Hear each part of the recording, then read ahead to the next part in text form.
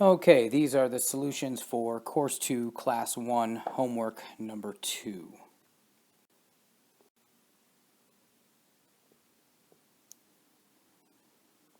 Problem number 1 states, what is the slope of the line that passes through the points -6, -7, and 0, 3?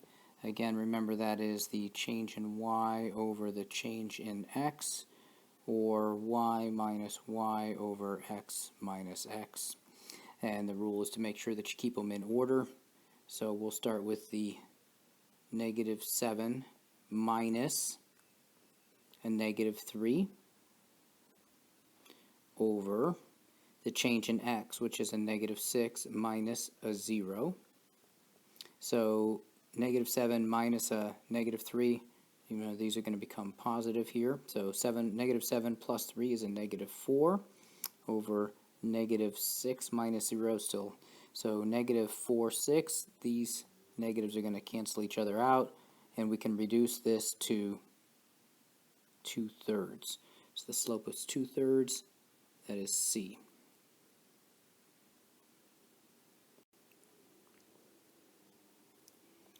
Here's what is the slope of a line that is parallel to the graph of the equation y equals -x minus 8 in the standard xy coordinate plane.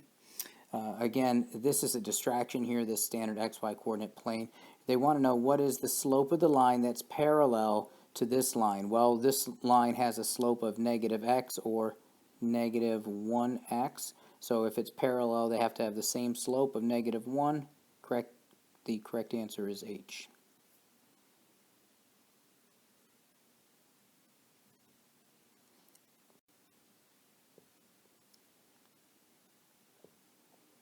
This problem we see if a line with the equation y equals 2x minus 3 is perpendicular to a line with the equation y equals kx plus 4, what is the value of k?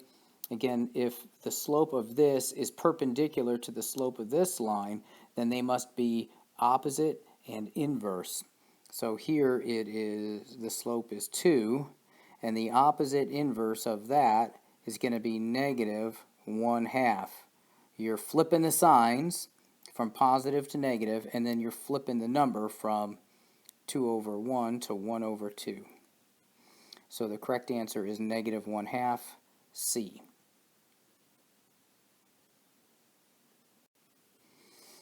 Question number 4 asks what values of x are solutions to x squared plus x minus 12. You have to factor this. So you have x squared. You're going to look like this. X times x here is going to give you that x squared. Then two numbers when multiplied together give you a -12, but when added together can give you a +1. Remember, there's a 1 sitting right up here. So they've got to be separate by 1. So that's going to be 4 times 3 is going to get me that 12, but it needs to be negative, which means one of these has to be negative, one of them has to be positive. We need this to be a +4 and a -3 so that when they combine, what's left is a +1. So x minus 3 equals 0, and x plus 4 equals 0. You need to solve those. Add 3 to both sides. X equals 3, or take away 4 from both sides. X equals -4. So the solution is -4 and +3. The solution is H.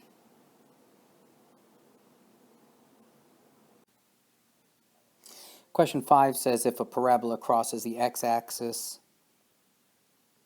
at the point -1 and 3, which is the following is a possible equation of the parabola? If you look at the first option is A, x squared plus 2. That's a parabola that's going to look kind of like this, crossing all the way up here the y-axis at 2. So that is out as an option. Then if you think about how you're going to factor these out, you got to think about numbers when multiplied together give you this last term, but when combined together give you this middle term. So are there two numbers that when multiplied together give you a +3, but when added together give you a +2? The answer is no. 3 times 1 is going to give you a 3. It's a prime number. It's the only way you're going to get the 3.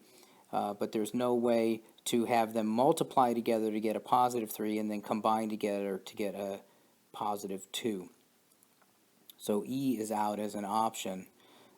If you look at D, two numbers that multiply together to give you negative 3, but add together to give you positive 2, yeah, you could have, here you could have a negative 1 times a positive 3, so this is still an option. C is the same situation. You can't have these two numbers that multiply together to give you positive, but combine together to give you a negative. The signs are going to be opposite, so C's out. So really your options down to B and D, and it's good to just kind of factor these out real quick. If we look at B, it's X. We need to get a negative 3 and a positive 1 in order to get this term to be negative, and then when you combine them you get the negative 2. You set those equal to 0, x plus 1 equals 0, and x minus 3 equals 0.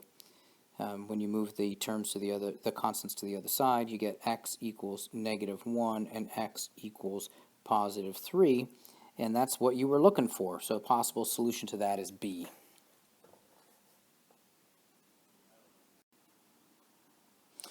Question 6 asks, what is the equation of a line that's parallel to the line with the equation y equals 2x minus 5, but passes through the point 0, 1? Well, because it's parallel to the line, we know that it's going to have the same slope, which is 2.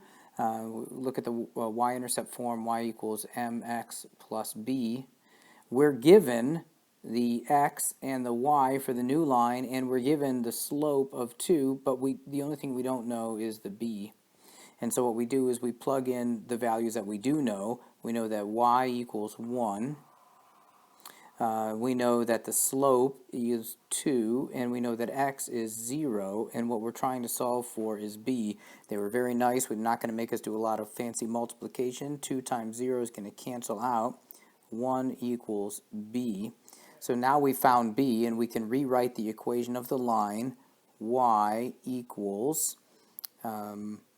we're going to still be with 2 because the parallel lines have the same slope, 2x plus, we found our b for the new line, it's 1. Y equals 2x plus 1. The correct answer is G.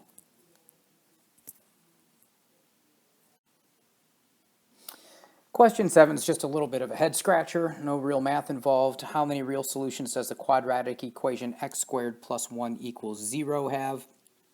If you think about this a little bit, any number that gets squared is going to be positive, and then you're adding the number 1 to it. So there can be no negative numbers over here on this left side. So at no point is it ever going to equal 0. The lowest you could ever get would be the number 1, as 0 squared plus 1 would be 1. So actually, it has 0 solutions. The answer is A.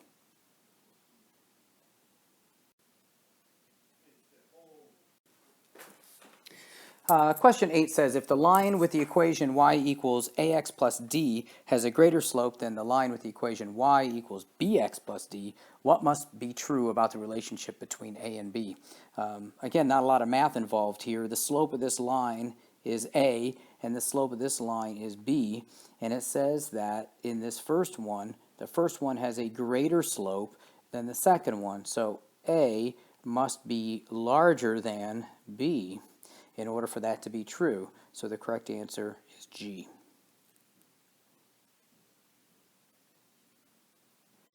Here's another problem, problem number 9, where we're asked to find the slope of a line. Remember, the slope is delta y, or change in y, over change in x, or y minus y over x minus x. Doesn't really matter the order as long as you're consistent. And so in this particular case, I'm going to take the negative 1 here, do it first, negative 1 minus, and then over here, though, it's a negative 4. Remember, we're subtracting a negative 4. I like to put in the parentheses just to be safe.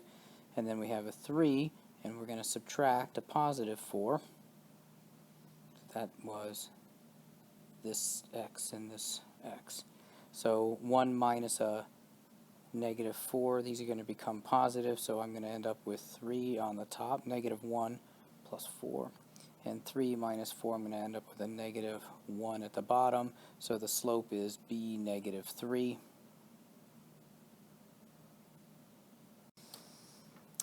Last question, question 10. Which of the following is the graph of the linear equation 2x? So again, the slope is positive 2, and the y-intercept, there is no y-intercept written, so that means it must be 0. So what is one of these lines? It's going up 2 and over 1. It's got to be positive. So G is out and J is out. It's got to pass at 0, so F is out. So none of these are options up here. And now we've got to find one that goes up 2 and over 1. If you look closely, you'll see that H is going up 1 and over 1, up 1 and over 1, but K is going up 2 and over 1. So correct answer is going to be K.